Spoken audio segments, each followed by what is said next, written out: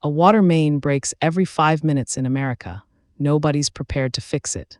Everyone thinks aging infrastructure fails because cities don't care enough. They assume mayors and engineers are lazy, that it's a choice. But that's not really what's happening. The truth is far more structural and far more expensive. What looks like neglect is actually a math problem that stopped adding up decades ago.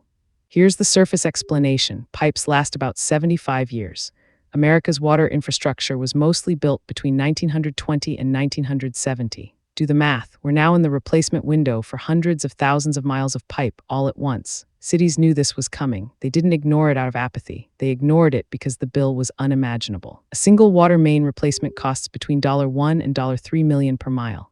A city like Detroit has 400 miles of water mains. That's not a budget line item. That's a $2 to $7 billion tab for one city, and that's just water. Add sewer pipes, gas lines, electrical conduits, and bridges. The total deferred maintenance backlog in American cities, somewhere north of $2 trillion. So here's where the real explanation kicks in. Cities can't borrow $2 trillion. Their budgets come from property taxes, which are capped by voter approval in most states. A mayor can't suddenly triple the water bill without a referendum. Federal grants exist, but they cover maybe 10 to 20% of actual need. The gap isn't a policy failure, it's a structural impossibility. When you defer maintenance, you're not avoiding cost, you're multiplying it. A crack in a pipe costs $5,000 to fix now.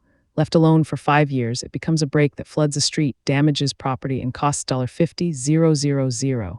That's why you see the same street torn up 3 times in a decade. Each delay makes the next repair worse. The implications are already visible. Flint, Michigan's water crisis wasn't really about negligence. It was about a city that couldn't afford to maintain pipes built 80 years earlier. Lead leached into drinking water not because anyone wanted it there, but because the system was collapsing and replacement was unaffordable. Similar situations are unfolding in hundreds of smaller cities right now. Bridges face the same trap. The American Society of Civil Engineers grades the nation's bridge infrastructure as a D+.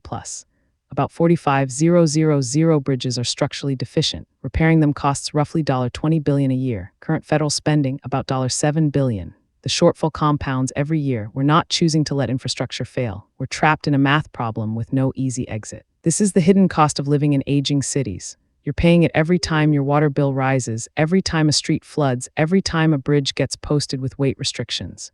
The infrastructure beneath your feet is a liability that compounds. Understanding it doesn't fix it, but it explains why the problem feels unsolvable, because given current funding models, it actually is.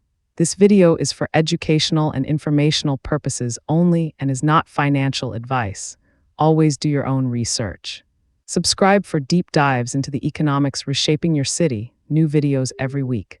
This video is for educational and informational purposes only and is not financial advice. Always do your own research.